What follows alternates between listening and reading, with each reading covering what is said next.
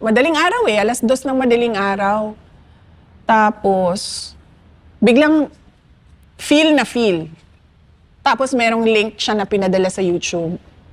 So binasak ko. Sabi ko, 2:00 ng madaling araw, Lisa Marcos, feel na feel. Tapos may YouTube link.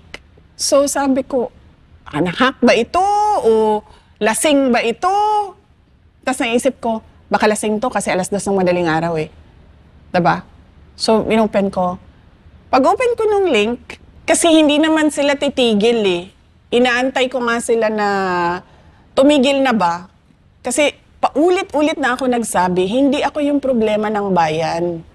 Ang problema ng bayan, korupsyon, kahirapan, kriminalidad, illegal na droga. Madami pang iba, kagutuman. Pero kayo po ang problema ni Martin.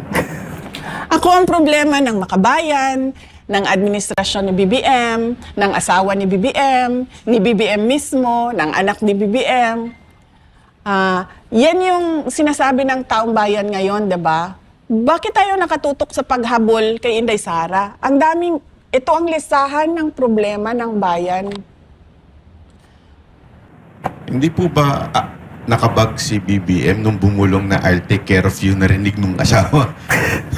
Pwede Di ba? Kasi yung sumunod na, iba na eh, tuturuan na siya kung paano magsinungaling. Oo. Tuturuan lang siya. Tuturuan ka namin. Hindi ko alam kung anong ituturo at sino si namin. Sino sila. Hindi ko naintindihan yun na part. Pero naintindihan ko yung mag-ingat ka. Kasi pag sinabihan ka ng tao na mag-ingat ka, hindi yung ingat, bye-bye, ingat, hindi ganun eh. Mag-ingat ka. So pag sinabing ganun, ibig sabihin, may alam siya. Ba't hindi mo pinaulit sa kanya yung hindi mo naintindihan? I mean, di ba? Pag may sinabi sa'yo, hindi mo naintindihan, ano yun? Hindi mo ba? O Hindi ko siya ginanon. Hindi ko siya, ano yun? Hindi. Nakikinig lang ako sa bulong niya. Kung makikita niyo yan sa footage, nakikinig lang ako sa bulong niya. Hindi ko nga alam bakit nagbubulong eh. May timeline nga yun eh. Yung una, di ba, take care? Tapos, na-outside ako lang po siya. Kaya sila nag-meeting ni ma'am sa, kumain sa Davao. Tapos doon na siya, mag-ingat ka. Tuturuan kami. Mag-ingat siya sa asawa. Ano pa yung ibang mga instances na binubulungan kanya na hindi mo naiintindihan?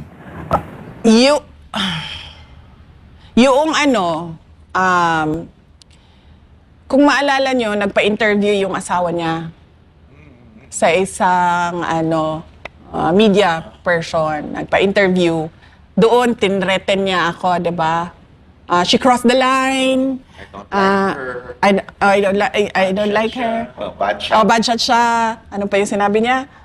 Isang tawag lang yan sa Romania. Parang may ganun siya. Yung mga niya. Tapos ako, parang nagulat ako noon. Sabi ko, bakit ito siya nakikialam sa trabaho? Trabaho ko. Ito pa yung before ako nag-resign, ha? Tapos nagkita kami ni BBM noon. Graduation ng PNPA sa Cavite. Ito na naman siya. Bumulong na naman siya ng hindi mo maintindihan. Tapos, nakuha ko, narinig ko, galit eh. Yun lang yung na-pick up. Ito na yung pangatlong bulong. Yes, ito na yung pangatlong bulong. Kasi 2024 na ito. 2024, ito April or May. Hindi nyo ba naisip na pinagpaplanuhan kayo ng asawa? Parang galit na galit sa inyo yung asawa? Nilang lahat. Alam ko naman na galit yung asawa sa akin eh. Kasi noong hindi pa niya ako kilala, nag-miss-send yan sa akin, ang asawa niya. Hindi kami magkakilala ha. Isang beses, birthday ni BBM, September si BBM, di ba no? Isang beses, matagal na ito, hindi kami magkaibigan, hindi kami magkakilala. Nagbigla yan ng message sa akin, hi, this is Lisa, and Bongbong's birthday is coming up on September, ganyan, may I request a video from you? It would really cheer him up, ganyan. Sabi ko, naisip ko, Naisip ko pa, okay, sige, BBM, Marcos. O sige, nagpadala ako ng happy birthday message. September yon. Mga January, siguro nandun na yung pangalan ko sa, mga January, siguro 2021. Kung tama ako ha, January 21, nandun na siguro yung number ko. Siguro, madaling araw 2:00 ng madaling araw. Tapos, biglang feel na feel. Tapos merong link siya na pinadala sa YouTube. So, binasak ko. Sabi ko, 2:00 ng madaling araw, Lisa Marcos, feel na feel. Tapos, may YouTube link. So, sabi ko, hack ba ito? O lasing ba ito? Tapos naisip ko, baka lasing to kasi 2:00 ng madaling araw eh.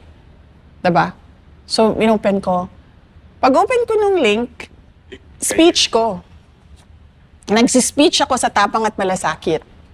Nung taon na nanalo si PRD, tapos binuo namin yung Tapang at Malasakit. Speech ko yon doon sa BGC, sa Marquee Events Hall. Tapos, hindi ko siya sinagot. Kasi alam kong miss-send siya. Diba? Kasi hindi naman tayo magkaibigan eh. Hindi tayo magkakilala. Tapos sasabihin mo, feel na feel. Tapos link. Sabi ko, itong na ito, so hindi ka na pinansin. Tapos, mga 1-2 days after, chinek ko yung kanyang message. Dinilit niya. 2. So sabi ko, tama nga. Ito? Miss-sent. Wala siguro sa tamang pag-iisip na. So, nakamisent, oo. So, sabi ko, tama nga. So, skin-recap ko yun. Ganyan. Pinapakita ko yun sa mga kaibigan ko. Tingnan nyo, oh. Nagalit sa akin to. Ganyan. So, alam ko na yun. Alam ko na yun na hindi niya ako gusto. Kahit nung kampanya man, lahat naman ng malapit sa circle nila, kasi unity may, diba? So, pag nagkukwento sa akin, sabi niya, uy, tina-trash talk ka nung asawa. Sabi ko, oo nga eh. Sabi ko, pero wala naman silang ikaka-insecure sa akin eh. Tumakbo na nga akong vice president eh. Tumutulong na nga ako sa bayan, sa kanila.